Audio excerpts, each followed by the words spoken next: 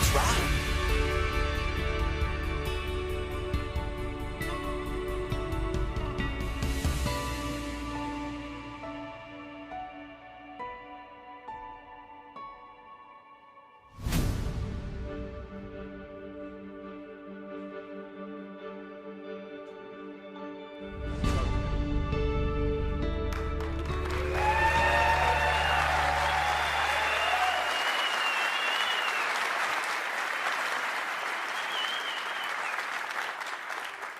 Hey everyone, it's great to be back at GDC. You know, back in 2020, as the pandemic was ramping up, we were the last major company to drop out of GDC. We were the first to go all remote, and then we headed into the pandemic. It was a completely crazy time with thousands of people working from around their homes, but the company thrived. And so I'd like to go through some of the things that we've done since the last GDC. First of all, we launched Project Liberty, Epic's challenge to the App Store monopolies. Yeah, we're in front of the Ninth Circuit Court. Europe has passed some major new legislation, and the fight goes on for the freedom of all developers. Mediatonic joined Epic, launched Fall Guys for free, and brought in 60 million new players. Bandcamp, the indie music site, joined Epic. Bandcamp helps indie musicians reach fans online today, and we're going to build metaverse opportunities for all musicians in the future. Fortnite thrived during this time. We launched 2 major chapters, lots of seasons, and brought the Fortnite audience up to 500 million player accounts. Travis Scott launched the Astronomical concert into Fortnite. Ariana Grande launched the Rift Tour. And so overall, Fortnite had a really great time with tons and tons of players enjoying and the world constantly evolving. But we also learned some hard lessons. Epic entered into a massive settlement with the FTC. And it really brought home to us and to the whole industry that kids and technology are a pressing topic for all developers to take seriously, and that the expectations of regulators here in the United States and around the world are much higher than ever before. And so we've done a lot over the past few years to improve things. We've added huge sets of new parental controls into Fortnite and the Epic Games Store, and new child safety features like cabined accounts. And being Epic, when we solve a problem for ourselves, we like to bring it to all other developers so they can benefit from the work. And to that end, Super Awesome joined Epic. Super Awesome makes verifiable parental consent tools that are available to all developers for free, so it becomes much easier to comply with all of the regulatory laws around children's access to games worldwide. We also launched Unreal Engine 5 into early access during the pandemic. We went through a year, yes.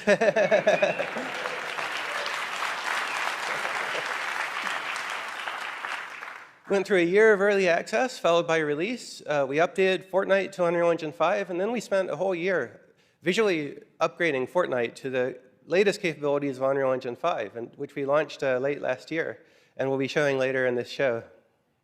Epic Games Store also thrived. The player base has grown massively during this time to over 230 million players on PC. We've paid out more than $1 billion to all developers. And we've also just very recently launched self-publishing, so it's easier than ever before to launch your game to all customers in the PC market with really straightforward tools and earn 88% of all revenue. But that's a summary of the past, and this State of Unreal is about the future. So I'd like to invite Nick Penwarden to come up and talk about Unreal Engine 5.2. Thanks. All right. Thank you, Tim. Thanks, Tim. And hi, everyone. I'm excited to get to show you some of the new experimental features we've been working on for Unreal Engine 5.2. Let's take a look.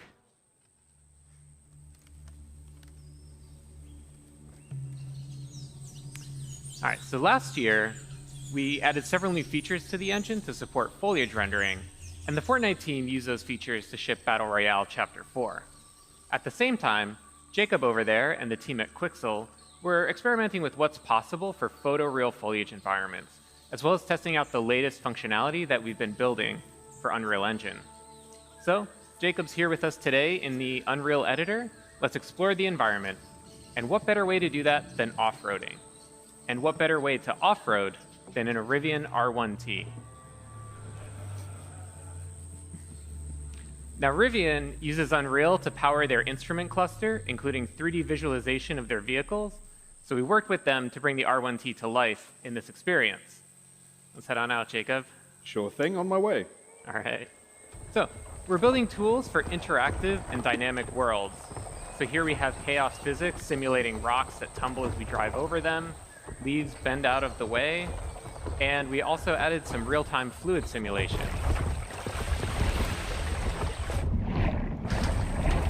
We worked with the team at Rivian to set up Unreal's chaos vehicle model to simulate the suspension of the truck and how the electric motors drive each individual wheel. Chaos also simulates how the tires compress and deform, and Meta Sounds enabled the team to precisely resynthesize the sounds of the electric motors and mix them with the ambisonics of the jungle.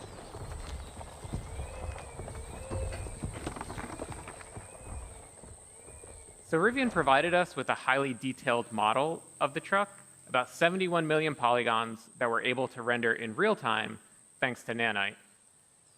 Now, the Rivian not only looks incredibly realistic because of Lumen and Nanite, but also its materials. And today, we're introducing Substrate, our new material framework.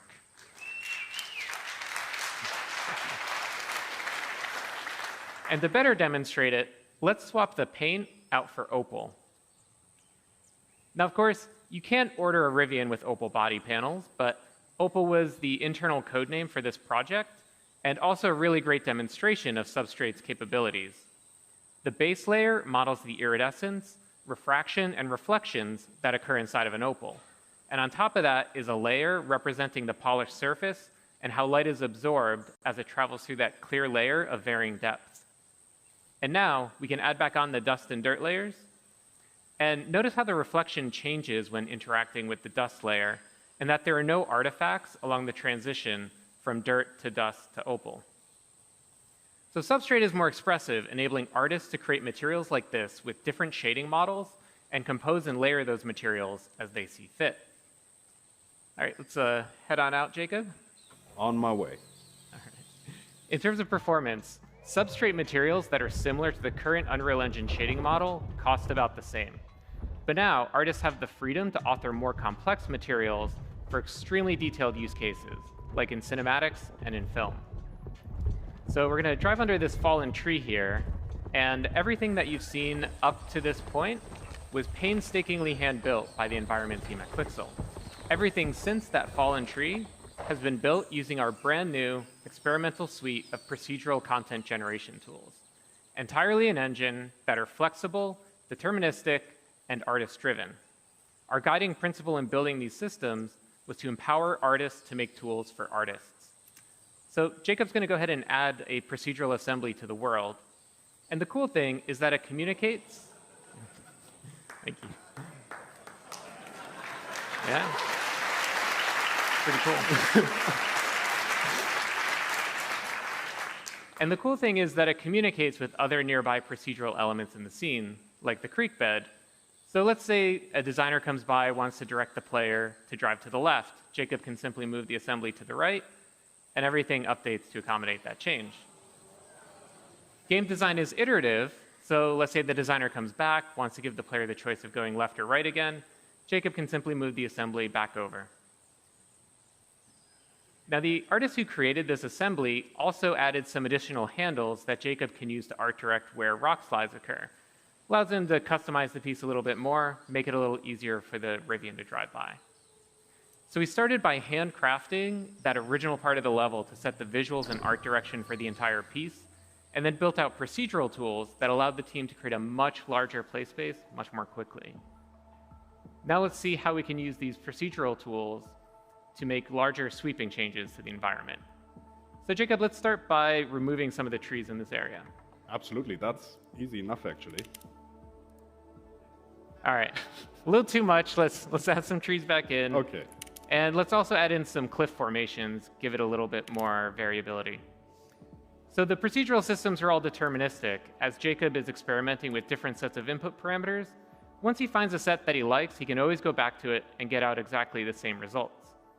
And the procedural systems aren't just placing trees and rocks, but also fog cards, bugs, birds, everything that's needed to bring this environment to life. And everything that you've seen here works at scale. This environment is 4 kilometers by 4 kilometers. If we hide all of the procedural elements, we can see that original hand-built area about 200 meters by 200 meters. We believe that there will always be the need for hand-building environments, so we designed these procedural systems to be tools for artists that work in concert with hand-built content. Both Substrate and the new procedural tools will be available in experimental form in 5.2. And everything you've seen here is running in the Unreal Editor in real time on a developer machine with an Intel 13900K CPU and NVIDIA RTX 4090 GPU. So Jacob, thanks for being here and helping us out today. Thank you very much, Nick, for having me. It's been a pleasure.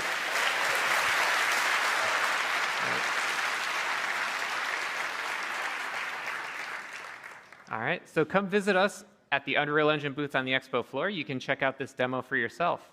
And this afternoon, here in the YBCA, we'll have a tech talk diving into the details behind this demo. In addition, the Preview 1 build of Unreal Engine 5.2 is available now. So you can test out all of the experimental new features we showed today, as well as numerous other improvements. Head over to the Epic Games Store to download the binary build, and also get the full source code from the Unreal Engine repository on GitHub. Now, I found that we make the best technology for developers when we use it ourselves, when we really put the engine through its paces, both through tech demos like this one, as well as full game productions. So to talk about how the Fortnite team used the latest Unreal Engine 5 capabilities to ship Battle Royale Chapter 4, please help me welcome John Loff.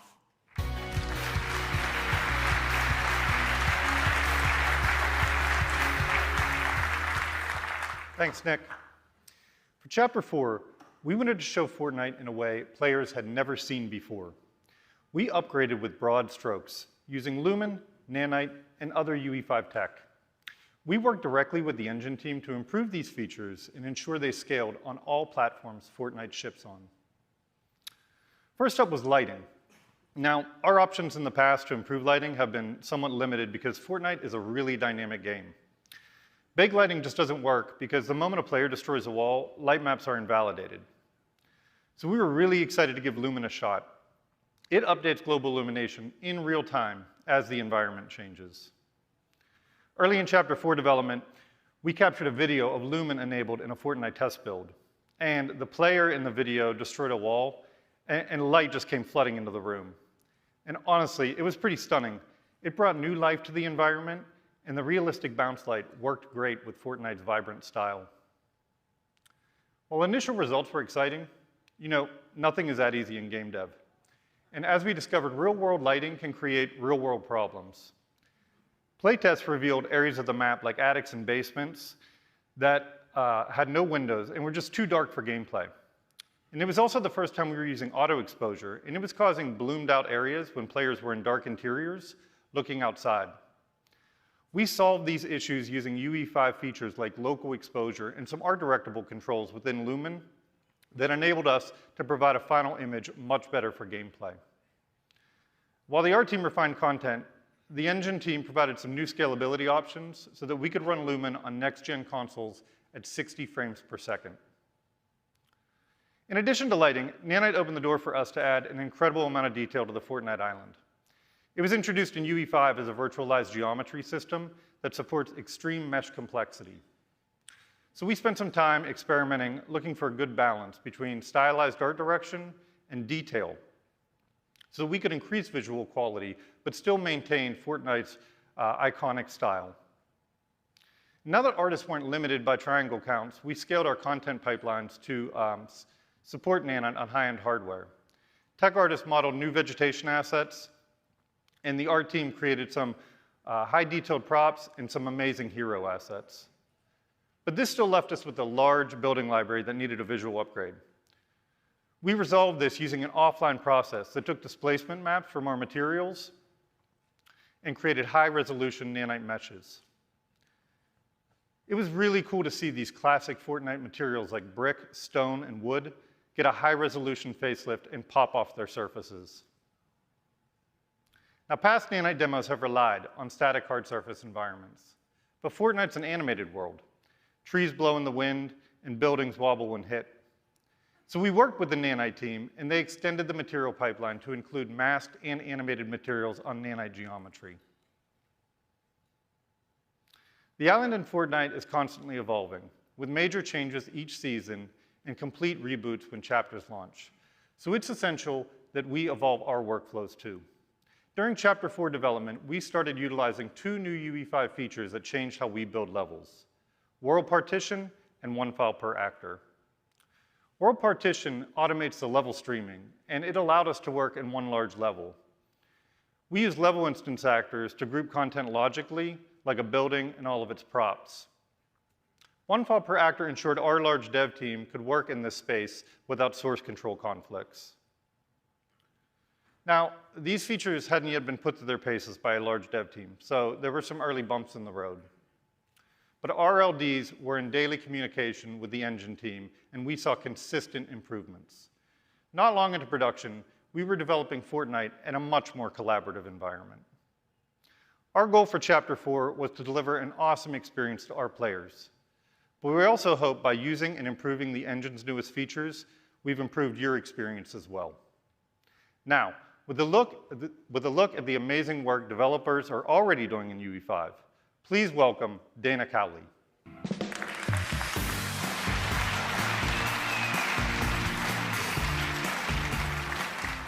Now, even when you have great tools and amazing content at your fingertips, making games is hard, and it gets even trickier when you're trying to ship while you're upgrading your features. And we put a lot of effort into making sure that the transition from UE4 to UE5 was as smooth as possible, and you've proven that it worked. And we've been impressed with all of the teams who have made the jump over so quickly. You know, many of you moved your games over right in the middle of development, and quite a few of you have left internal tech in favor of UE5. And as of last month, 77% of all Unreal Engine users are on UE5, and that's rapid adoption en masse. And over 750,000 of you are actively building with Unreal Engine each and every month. You've invested in us, and we're investing in you. And beyond games, you're telling amazing stories across live action and animated entertainment. And to date, more than 550 television and film projects have been made with Unreal Engine in production. Now, these are some of the leading studios using UE5 today. This represents a brain trust of talented game developers from all over the world, and it's getting bigger every day. You've validated that we're on the right path, and we're blown away by how you've embraced the tools and shown us what's possible. And now, you're about to hear from several talented teams who are bringing their awesome games to PC, console, and mobile. First up, we have Qubit Studios, a small team whose game Infinitesimals has not only received an Epic Mega Grant, but it's also coming to the Epic Games Store with the help of Epic Games Publishing. Here to give you an exclusive new look is Michael Borjard. Thank you very much. Hi, everyone. I was invited here today to share our story with you. Qubit Studios is a small studio from Europe, and we have one mission: to bring the world of Infinitesimals to life. In our first game, you play as Captain Orkney Rodin-Rake, as he and his crew explore a mysterious planet filled with lush environments.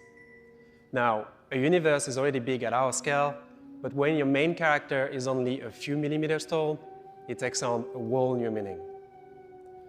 As a studio, we have big ideas. As a small team, we need to make choices. And that's where switching from UE4 to UE5 made a big difference for us. It has empowered us by giving us time back. Let me take you through a few examples. As Orkney is very small, we want players to truly feel its sense of scale by having a large space to explore. By using world partition in UE5, we managed to save months of dev time, not just because of the size of the world, but also because we can build on top of it. It allowed us to spatialize a lot of systems very quickly. And with the built-in HLOD, we get strong runtime performance while being able to load the entire world visually in editor. A large world is great, but it doesn't do us any good if it's empty. And that's where the new packed actors and level instances came in handy. A level designer can use prefabs to quickly prototype ideas, while artists can refine those prefabs in editor by assembling assets together. And with one file per actor, it all happens in parallel. On the animation side, motion warping allows us to use a single animation for a large range of situations. And with Control Rig, we can quickly create those first pass animations in Editor. But the most outstanding features are Nanite and Lumen. We don't need to spend time on topology optimization and can directly use high poly meshes. Lighting is more realistic, and we don't have to use tricks for transition between exterior and interior. All in all, working with UE5 has been a tremendous time saver for us, and upgrading from UE4 was surprisingly easy. We were up and running in a couple of days. We can now iterate more quickly, focus on gameplay, and allocate time to riskier ideas. But enough talking. Go on the Epic Games Store and wishlist the game now. Thank you, everyone. Enjoy the rest of the show. Your team has built a beautiful game, Michael. Fantastic work. Now, our next partner is one that needs little introduction. Kabam develops and publishes world-class, highly social, multiplayer mobile games. And today, they are here to make a special announcement. Please join me in welcoming Vice President of Product, Tyler Black.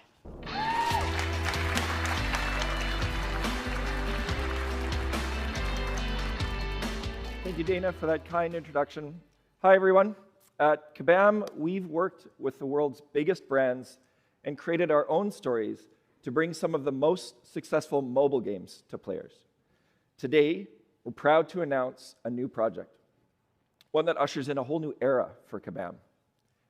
King Arthur: Legends Rise.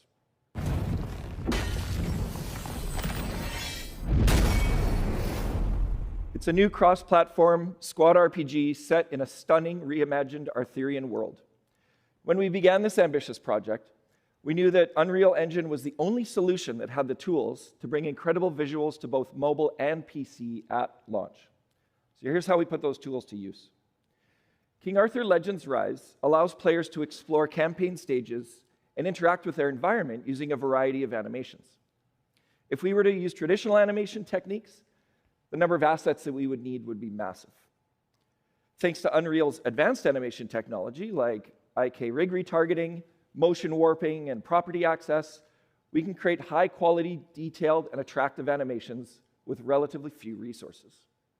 But that isn't the only way that we're using Unreal Engine 5's tools to deepen the player experience. We're also making use of dynamic weather to affect character strengths and other stats and keep the battle gameplay fresh and immersive. That's all from us today. We can't wait to share more with you about King Arthur: Legends Rise in the coming months. So check out our website, playkingarthur.com, and sign up to stay up to date on our newest game. Thanks, Tyler. Now, the next developer coming to the stage was founded a few years ago, and they're already making a big name for themselves. Hexworks is a CI game studio, and they are capturing the imaginations of fans of dark fantasy with their new action RPG, Lords of the Fallen. Creative director Cesar Vitosu is here to give you an exclusive look at how they're using UE5 to build one of this year's most highly anticipated games. Thank you, Dana. Thank you, Dana, for the introduction and handling my name so graciously. Hello, everyone. I am very excited to be here and represent Hexworks, our incredibly talented multinational team behind Lords of the Fallen, our upcoming dark fantasy action RPG. And today we'll be sharing how Unreal Engine 5 has helped bring our highly ambitious and decidedly grim vision to life. Please enjoy. Welcome to the Lords of the Fallen Technical Showcase. Here at Hexworks, our goal has always been to create the most immersive game experience possible. Today, we're journeying to Skyrest Bridge, one of the game's early locations, to demonstrate just some of the impressive ways Unreal Engine 5's state-of-the-art technologies have helped us deliver on this ambitious vision for our upcoming action RPG. We want players to feel fully immersed in our world by playing as their own unique virtual persona. To achieve this, we've used a combination of technologies, including 3D scans of real people and UE5's own character customization tech. Players can create unique faces and bodies by dynamically morphing between a huge range of shapes before finessing the finer details. our extensive selection of armor sets seamlessly adapt to whatever shape the player chooses. It's really important to us that we represent as wide a proportion of our audience as possible. Being able to customize your hero in Lords of the Fallen is only the beginning. Each and every one of our characters is incredibly detailed, using high-resolution textures. Get up close to any surface in the game, like this tunic for example, and detail texturing provides incredible levels of micro-detail. How these objects move and behave is also crucial for player immersion. UE5's Chaos Physics engine facilitates advanced simulations for clothes, chains, hair, belts, and a whole lot more. This helps to substantially enhance the secondary motion in all our characters, making their movements look much more lifelike. The lighting in Lords of the Fallen takes full advantage of Unreal's brand new Lumen GI. We've been able to light our complex environments in real time, meaning we can immediately see the effect of a light bounce, for example, without waiting for the traditional slow baking processes. Watch how the lighting reacts as we move our light source around this environment. Global illumination like this can be quite demanding on processing, so we also make use of emissive shapes to add additional details to the lighting of any space. We can then fine-tune these light bounces on our nanite meshes, providing our world with impressive levels of detail and minimal impact on performance. Perhaps the most important element of Lords of the Fallen is the ability to travel between two worlds: the realm of the living, Axiom, and the realm of the dead, Umbral. We've created our own custom toolset within UE5 that allows us to intricately craft these two environments side by side and seamlessly swap between them. This means our artists and designers can ensure these worlds feel intrinsically linked, like two sides of the same coin, even if one side is decidedly more horrific than the other. On behalf of Hexworks, thanks for watching today's brief tech presentation. The twin realms of Umbral and Axiom await fearless adventurers later this year when Lords of the Fallen launches on PC and current-gen consoles.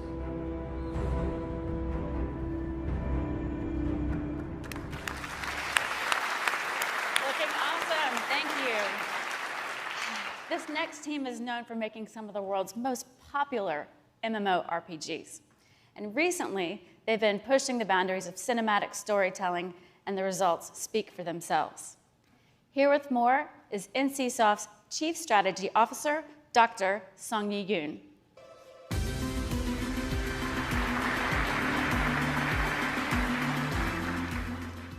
Thank you so much for the introduction, Dana. Good morning, everyone. I'm excited to share our latest production, Project M, with you today. As you may know, NCSoft is recognized as one of the best MMORPG developers thanks to our blockbuster franchises like Lineage and Guild Wars. However, we're not content with this achievement. We're always pushing for boundaries and exploring new technologies. So let me introduce Project M to you. It is our latest innovation, harnessing the power of cutting-edge AI and graphics technology to an unprecedented level. With the help of Unreal Engine, we have achieved our vision for Project M with seamlessly integrating our foundational AI technology, resulting in breathtaking detail. So to give you a sneak peek, we have prepared a video featuring our CEO and Chief Creative Officer, TJ, who will personally guide you through our newest creation as a digital version of himself. Thank you so much for your attention, and I hope you enjoy Project M.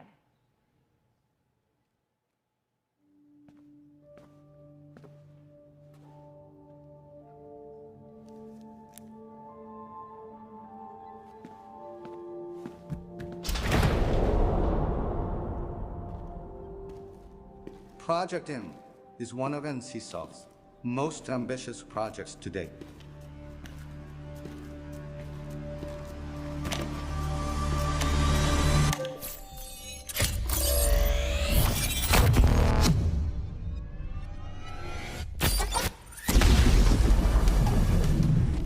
What would it mean to you if the world was comprised of informational particles instead of physical particles? Oh, I got a little ahead of myself. I am TJ Kemp from NCSoft. Welcome to Project M.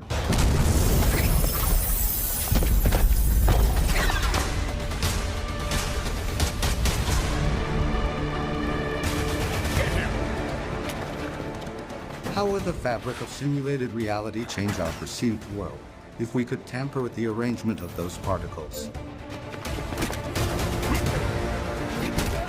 This very idea is what sparked Project M.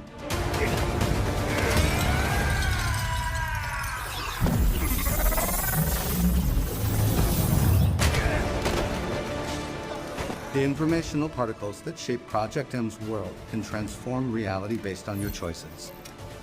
And each choice you make will change your experience.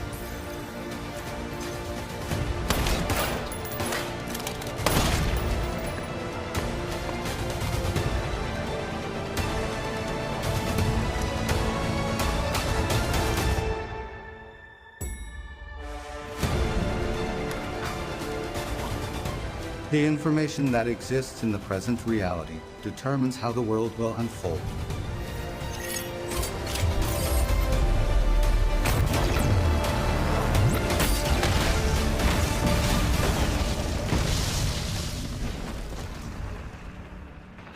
Value every encounter and every moment. These will be essential in the world of Project M. This is where our journey ends for now. I look forward to seeing you all again soon.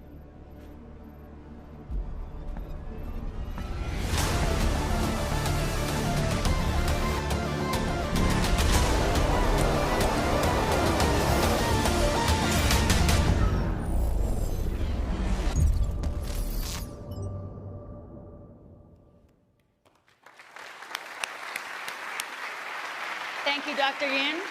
Project M is looking amazing, and it's unlike anything we've seen. And thanks to all the teams that have given us a new look at your incredible games. Like we just saw, the worlds you're building feature awesome-looking characters with loads of detail and authenticity. And our team understands that believable digital humans are at the heart of great storytelling. And for more on that, I'm happy to hand it over to our CTO, Kim Libreri. Thanks, Dana. Thank you. Some incredible games, sir. Hey, everybody. Wow, it's great to be back after 4 years. It's good to see you all. So, it's been 2 years since we released MetaHuman Creator. This cloud-hosted tool allows you to create photorealistic digital humans for your game or experience with the simplicity of an RPG character creator, yet with a level of realism and customization that you've never seen before. Our community has created millions of metahumans for their Unreal projects, and the work we've seen has been unbelievably breathtaking. And I'm sure a bunch of you in the audience are actually making metahumans as well. Let's take a look at some of this work.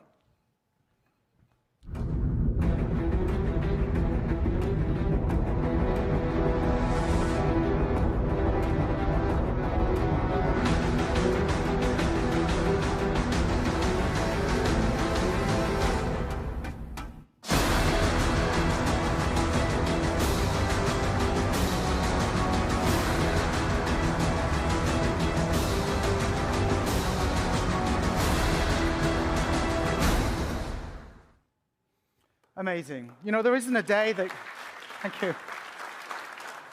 So there isn't a day that goes by that we don't see some post on LinkedIn or Facebook or wherever showing us amazing usage of metahumans. And I think it's been a really big game changer for anybody trying to tell a story in their game or their experience.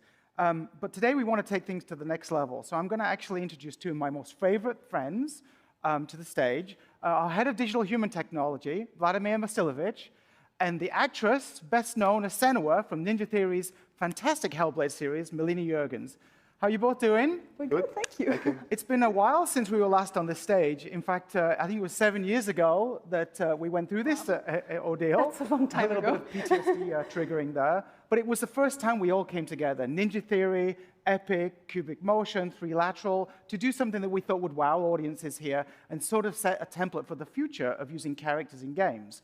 So anyway, I think we're in a pretty amazing place right now with the industry, but we do want to take things to the next level. And what I want to do a little bit about is how's things going at Ninja Theory? How's the new game going? Yeah, the team and I are doing really good, and we're just extremely busy working on the follow-up to the first Hellblade, which will be called Senua's Saga Hellblade 2. I can't wait. The first game was fantastic. Thank you. I really can't wait to play it, so get it out soon. Anyway, I'm going to leave the stage and let these two take over.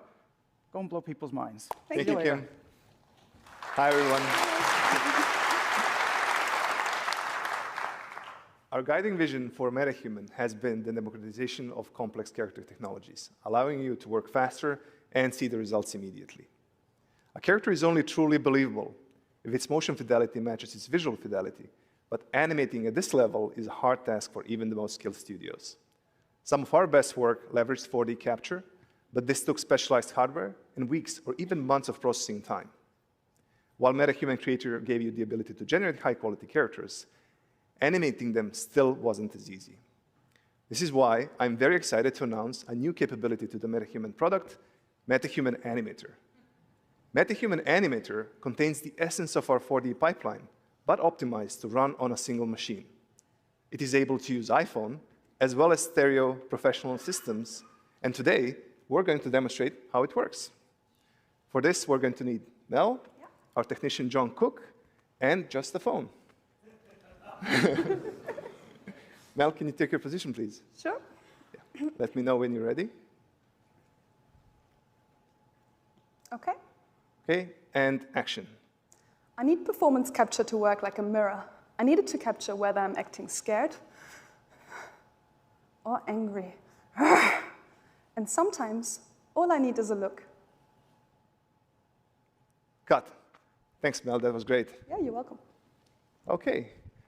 Our technician, John, is currently pulling Mel's performance from the phone onto his machine, where everything will be processed locally. We have updated our Live Link Face mobile app to capture all data at the best resolution possible with the device. MetaHuman Animator uses video and depth data to convert this data into high-fidelity performance animation, and it can even use audio to produce convincing tongue animation. John is currently scrubbing through the take to pick the section that he wants to process. John, are we all good with the data? Awesome. So from now on, it's just a single button click to kick off the processing, which for a performance of this length will take less than a minute to convert into animation. So Mel, while that is processing, let me show you something else. Yeah. Oh, is that me? Yeah, this is what we refer to as your MetaHuman DNA. Cool. And this is generated by the capture we made earlier, right? Yeah, that's right. So from only 3 frames of video and depth data, we can generate a rig that predicts all of your facial expressions in just a couple of minutes. Wow. And do you only need to do this once for each actor? Yes, that's right. It calibrates the solver to your face so that we can produce the performance in a way that faithfully reproduces your original performance. That sounds cool. Yeah. So let's check back on the processing, which today is on the latest CPU and GPU hardware from AMD. MetaHuman Animator uses a custom Epic facial solver and landmark detector. We can interactively look at the animation while it's being solved and compare it to your original performance. So it looks like it's almost finished. After this, it's going to do one more pass to make the curves more stable, which is really quick. And from here on, we just need to export the animation. This takes only a few seconds. And then John needs to drop it in the level and add the audio so that we can see the result. So Mel's MetaHuman should now be ready in the level. Mel, you excited to see the results? Yeah, can't wait to see it. I need performance capture to work like a mirror. I need it to capture whether I'm acting scared or angry. And sometimes, all I need is a look.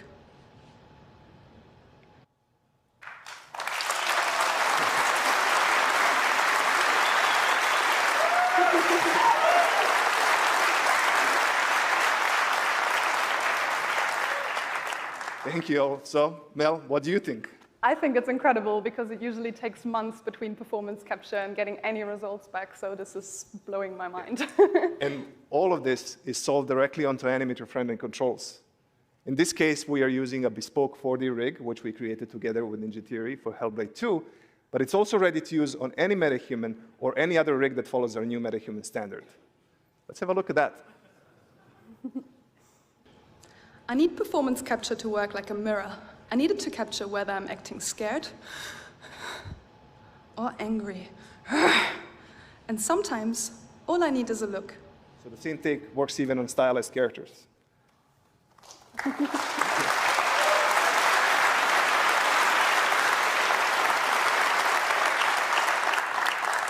Thank you all.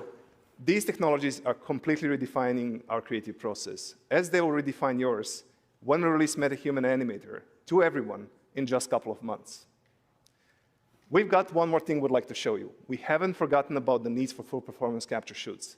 What you're about to see is animation that has not been polished or edited in any way, and it took MetaHuman Animator just minutes to process start to finish. Yeah, so here's one of my favorite lines from Ninja Theory's upcoming game, Senua's Saga Hellblade 2, and I really hope you enjoy it and the rest of the show. Thank you very much. Thank you.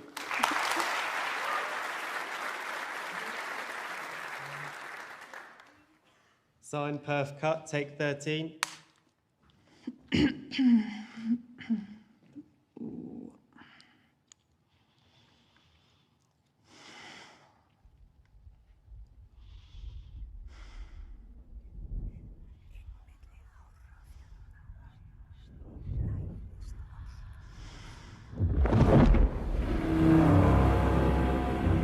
I see through your darkness now. I see through your lies. I will show them how to see as I do. I will not appease your gods. I will destroy them.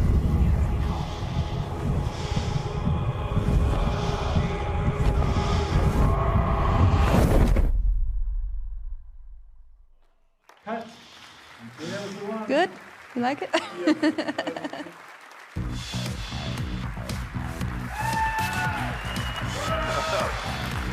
Man, was that cool. All right, let's talk about the future of our creator marketplaces. We all know one of the biggest challenges in game development is the time and cost associated with making great art and visually stunning environments. Now, we've seen that by giving you access to high-quality, game-ready assets like Quixel Megascans, world building can be faster, more efficient, and more economical. The resulting explosion of creativity that we've seen from our Unreal Engine developer community has been awesome. In fact, it's inspired us to double down on a mission that started several years ago. Since the launch of Unreal Engine Marketplace in 2014, we've been working to aggregate and organize all the world's best digital assets for you to use in your work. In 2018, we joined forces with Quixel, whose Megascans have now been downloaded over 40 million times. In 2021, ArtStation became part of the Epic family, and we welcomed a community of the world's best digital artists who've since uploaded nearly 12 million projects to the site. Later that same year, Sketchfab joined Epic and now has more than 10 million registered users who are using the platform to discover, share, and manage 3D models on the web. Now, each of these businesses has their own unique superpowers. Incredible content, of course, vibrant communities, and killer capabilities. We're now working to bring all this together into a unified offering. Let's take a look.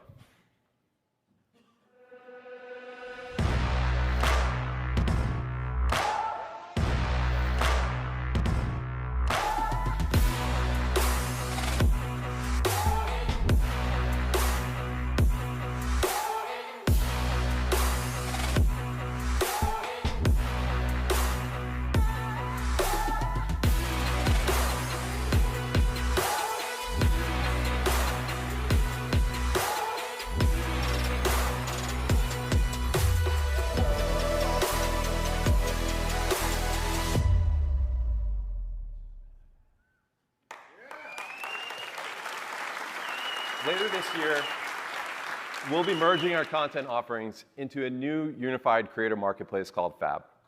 Built on the strong foundation of sketchfab.com, we're going to drop the sketch and go all in on Fab.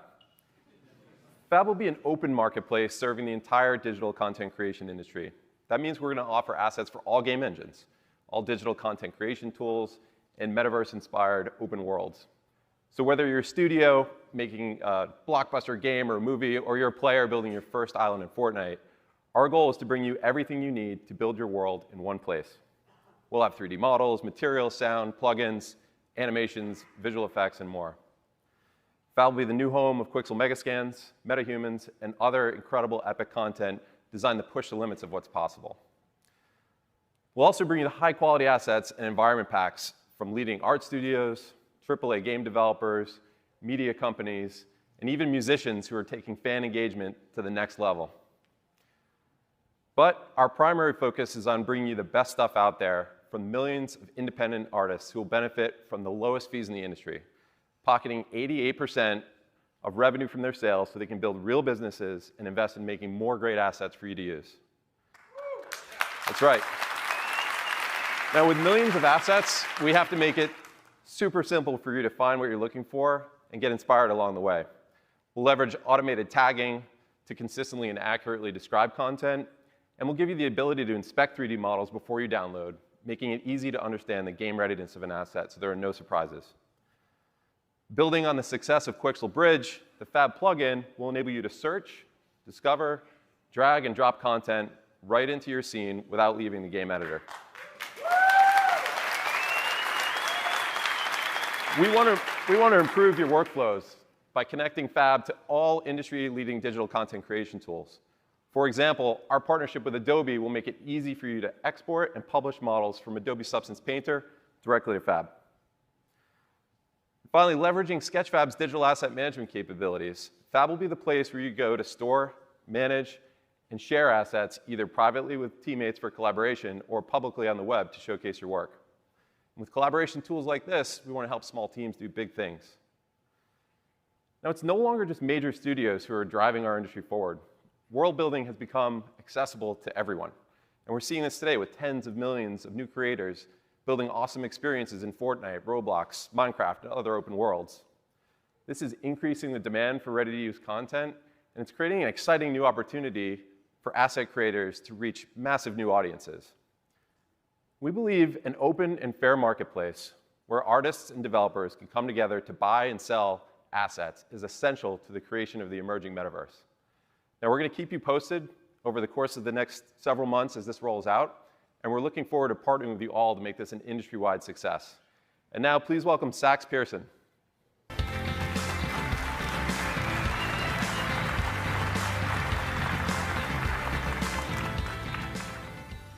It's great to be here today.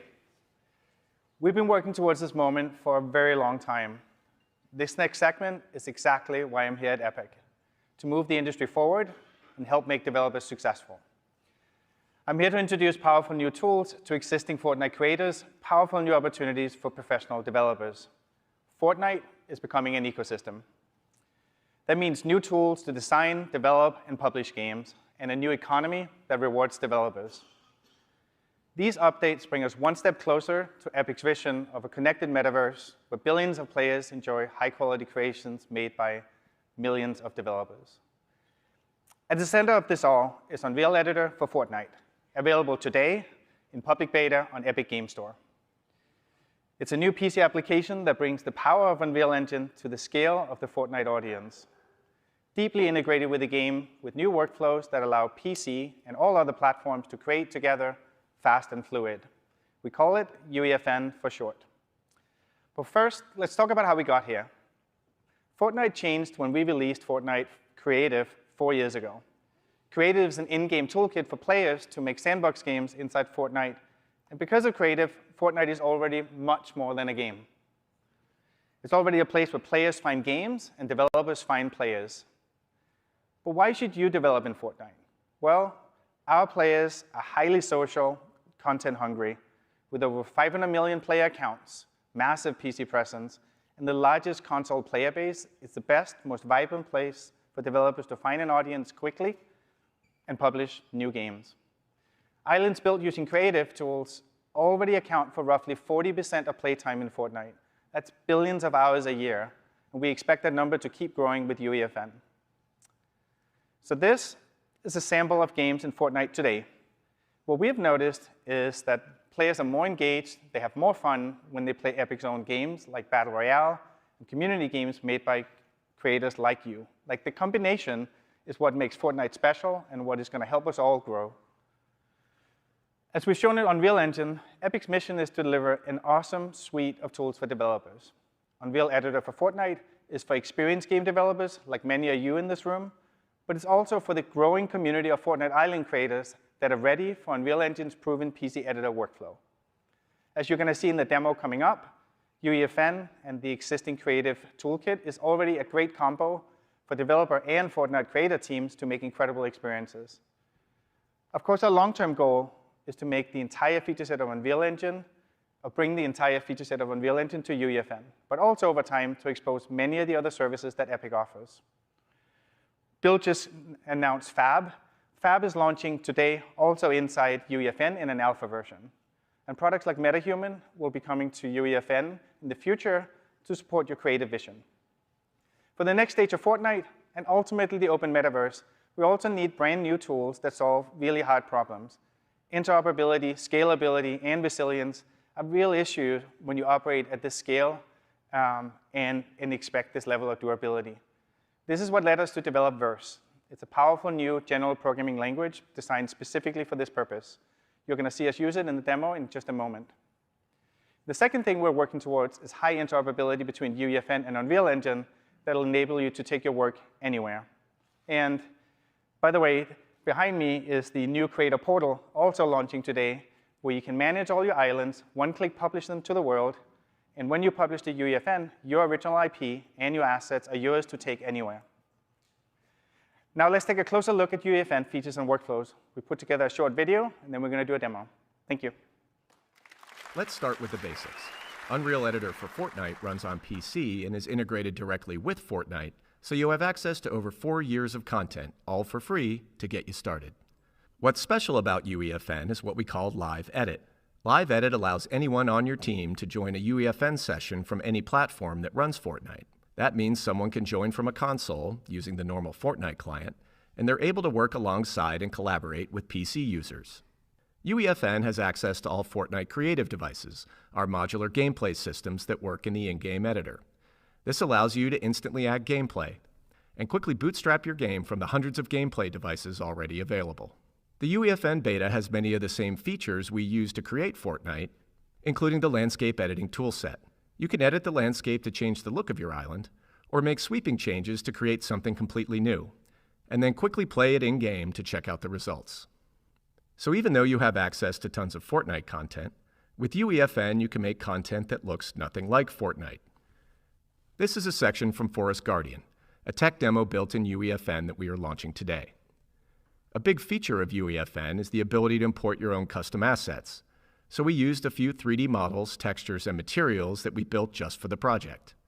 And all the lighting in the cave was made possible thanks to Lumen, our real-time global illumination system. You can also find more content like Quixel Megascans and Sketchfab models in our initial alpha release of the Fab plugin for UEFN. All assets are curated and optimized for use in Fortnite, and the full version of Fab will launch later this year.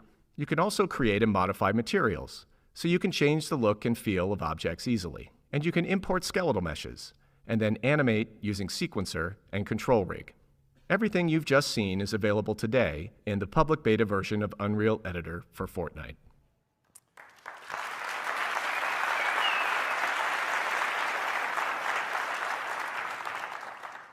So it's a short video of just like the most condensed way we could show some of the more important workflows. But I think a much better way is to tempt fate, and let's do a live demo on PC running on Fortnite public servers right here on stage. Welcome Michael and Ray to the stage. Take it away.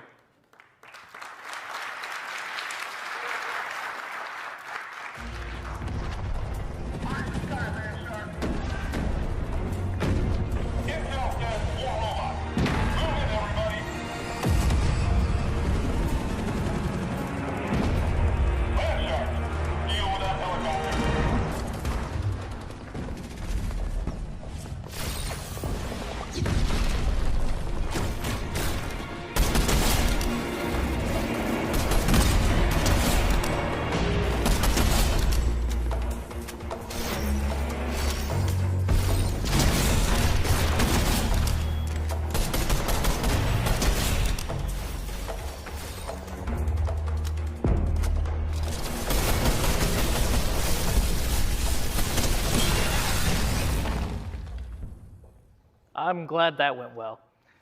All right, hey folks, so let's talk about how all this was made. Michael here has the scene open in Unreal Editor so we can take a closer look. For the environment, we built this level using Quixel Megascan assets, many of which are available in the Fab UEFN plugin. We also used custom content that we built just for this demo. For the gameplay you just saw, we hand-placed enemies using a creative device called a guard spawner, which generates the aliens that you saw at specific locations. However, we wanted to do more and introduce dynamic play that goes beyond what the current creative devices can do. So to do this, we used our new programming language called Verse. So in this short section of code, every second, we grab the position of the player. And for each spawn location, we then calculate the distance to the player. And if it's within a certain threshold, we tell that guard to spawn into the level. So now we have gameplay that's more reactive to the player's actions. This is just a short example of using Verse, but for a deeper dive, check out the Verse Tech Talk later today. Now, Michael is going to show us how we put the intro cinematic together. Hi, everybody. So before the gameplay section, we played this quick cinematic animation. This was actually created entirely in UEFN using Sequencer. Sequencer is our multi-track editor, and it's been used in everything from in-game cinematics to Hollywood feature films. So let's take a look. Now all of this stuff is available right inside UEFN. So let's take a look at this last shot from a slightly different perspective. So the other thing we featured in this section was a bunch of Niagara. Niagara is now available in UEFN, and it's our high-end VFX system. So, and just like in the movies, you can frame up shots and have great effects. So what we're going to do here is just set this up. So just like in the movies, you can have slow-mo too. Makes everything better, right? So these are just a sampling of some of the stuff that you can do inside Sequencer. But let's get back to the game. All right, so now that we're back in the game, in UEFN, you have access to Fortnite's time of day system. Or you could use what we did and do what we did and use a completely custom lighting solution. And thanks to Lumen, both daytime and nighttime look great. Now, let's go to the final gameplay section and let's close out the demo. But as a reminder, everything that you're seeing here was created in the same version of UEFN that we're releasing today. I think I'm going to jump in here and help you, Ray. I'm all for that.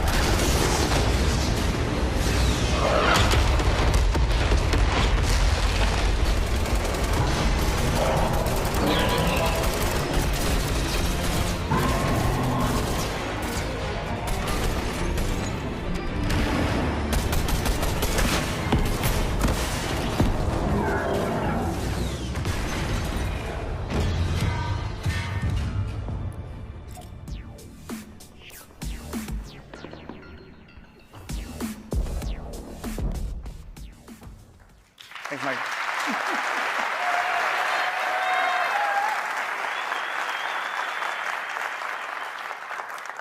Thanks, Michael and Ray, everybody that put this together. The demo came about when we asked the special projects team inside Epic that came straight off the Matrix demo to, why don't you put UEFN through its paces? And one amazing fact about this demo is that it's less than 400 megs, it downloads and plays in less than a minute, and it plays on any platform that Fortnite runs on. Like, that is the promise of what UEFN is. So again, Unreal Editor Fortnite is available today in public beta in Epic Game Store. If you want an early glimpse of some other technical showcases that our internal teams made, with UEFN and Verse, check out Deserted Domination, Forest Guardian, and The Space Inside. All three are available to play right now in Fortnite Discover. So we've talked about brand new tools and the Fortnite ecosystem. Now I want to talk about the next generation of Fortnite's economy that both Epic and creators will participate in. We call it Creator Economy 2.0. Here's how it works. The money in the economy comes from player spending in the item shop. Fortnite generates billions of dollars a year in revenue from player purchases. Fortnite players who have fun engaging in islands tend to spend more in the item shop. Creators who make popular islands are bringing real value to the Fortnite ecosystem, and we're going to share the resulting revenue with them. This is the engine powering a Creator Economy 2.0. We believe this so strongly, we will distribute 40% of Fortnite's global net revenue to eligible creators who publish games in Fortnite, both independent developers and Epic. Anything we make, like Battle Royale, Zero Build, also participates in the pool shared with creators. This will be the primary way that Epic will pay for our own game development in Fortnite going forward. This is I'm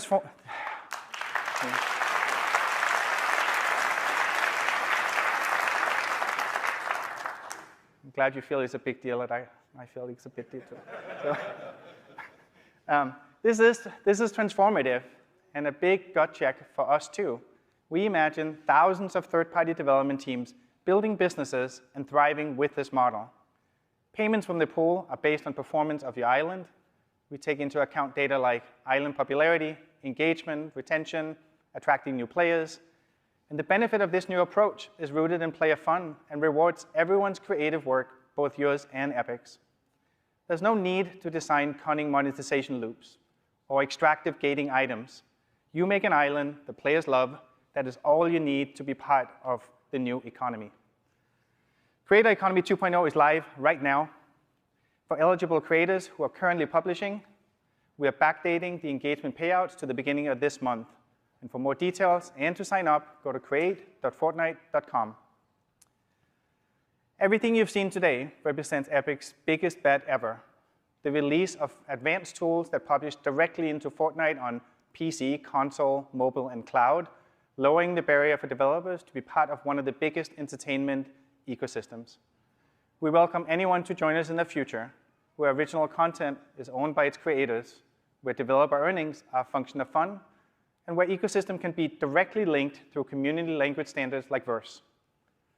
So to support developers who adopt UEFN, we're broadening the Epic Mega Grants program to help teams bootstrap projects that use UEFN and Verse. We're just getting started, and we hope that you'll join us and help shape the future of development. Now we're going to give you a look at what UEFN can do right inside Fortnite. After the video, Tim is going to come back out to talk about Epic's future vision. Thank you very much.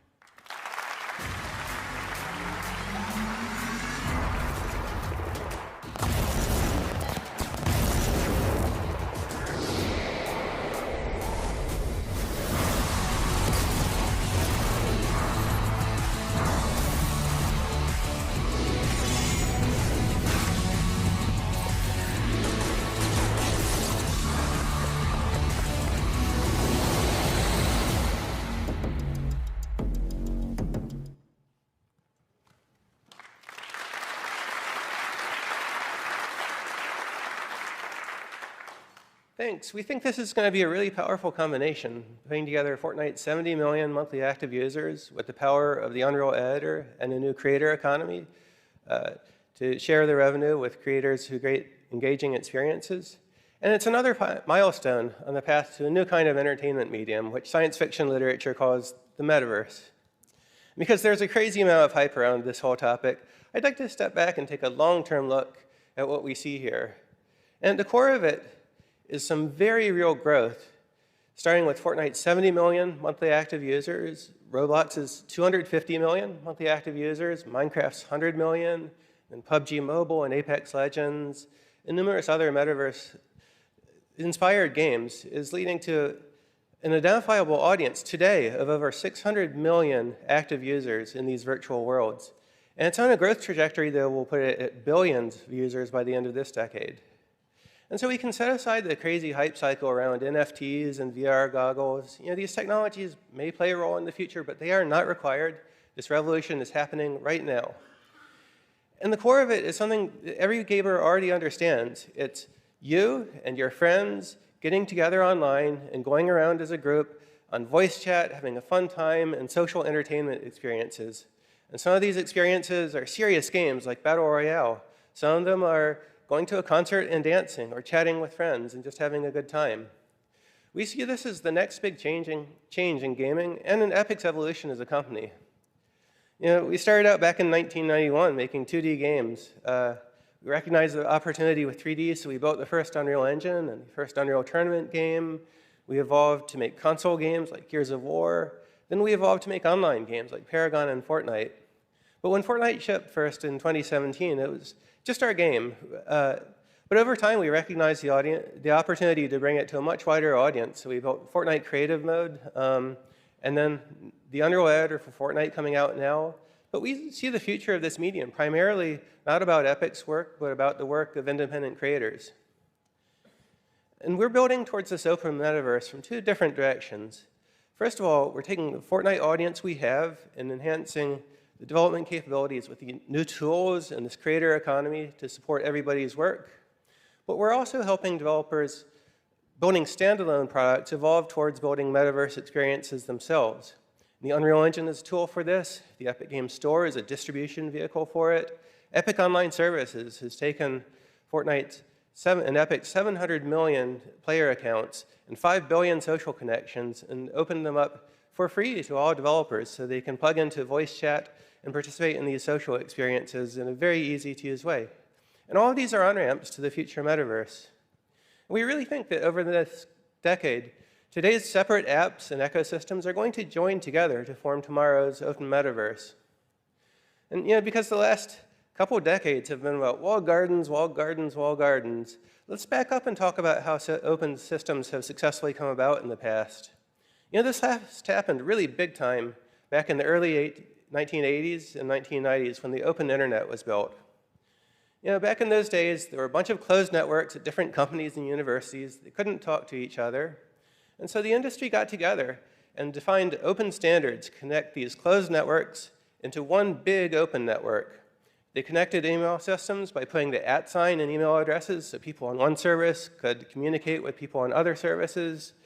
And then they began to define open standards like JavaScript and HTML for the open internet so that any user could participate. And the rule at that point was that any company could connect as an equal into the system just by following the open standards. Now let's talk about what this means for the open metaverse of the future.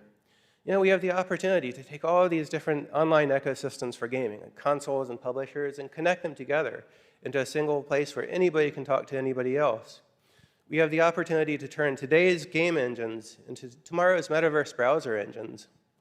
If you take a look at Unreal Engine and Unity and Godot, you have some very powerful 3D engines that have an increasingly common set of features and are increasingly adopting industry standards as ways of communicating with each other and with other tools.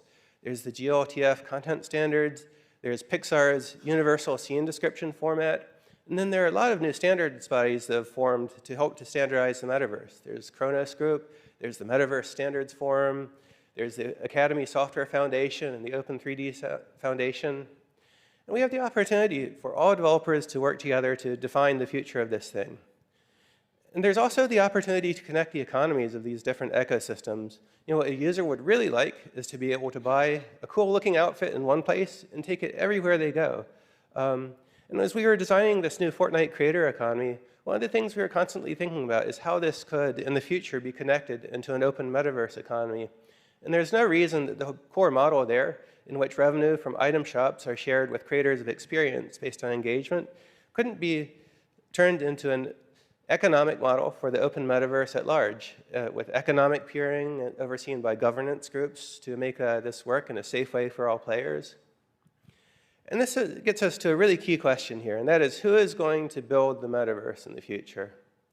And we believe the answer has to be all of us together. It has to be a combination of indie game developers together with AA and AAA game developers, and Fortnite creators and Minecraft creators and Roblox creators, each bringing their best specialized knowledge to the new world. And brands like Disney and Ferrari and Ralph Lauren, who've already experienced the metaverse through crossovers with Fortnite, we think that this is just the very beginning of a very long-term opportunity for all these companies to have a much larger presence in the digital world, in which it becomes a major and first-class business line for all of them. Future open metaverse will be about musicians and music labels and film and television studios who are using virtual production today to build world-class photorealistic content, being able to bring it and launch it playably in the metaverse, timed together with their film and television experiences in an endless stream of awesome entertainment content that's open to everybody to participate in.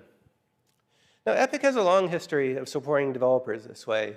We've built a lot of different services that are available to everybody to use. There's the Unreal Engine. There's Epic Online Services, which are open to all platforms and all stores. There's the Epic Games Store, which is open to software built on all engines using all different online services. And we believe the metaverse has to be open. It can't be another monopoly's walled garden. And Epic is all in on this.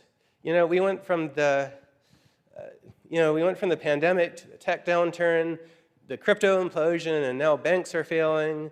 And it's a really crazy time again, but we're investing very heavily in the future with the belief that companies who invest now through these hard times are going to come out the strongest company in the future, strongest companies in the future. Some of these investments we're making in Fortnite initially and then bringing the work to Unreal Engine. Some things we're building in Unreal Engine, taking to Fortnite. But the aim is to support everything that AAA game developers are doing today and more. And this project, to build this all out into an open system, is going to take most of the decade. And that is the journey from Unreal Engine 5 to Unreal Engine 6 that will happen over this time period. It is the same journey to the open metaverse. But there's no need to wait because we're doing it live. We're building all of these systems and deploying them as we build them right into Unreal Engine 5 openly with partners. So we hope you'll download this stuff, download Unreal Editor for Fortnite, download the Unreal Engine and get started, and come see some of our tech talks where you talk about this in way more technical detail. So thank you very much for your time.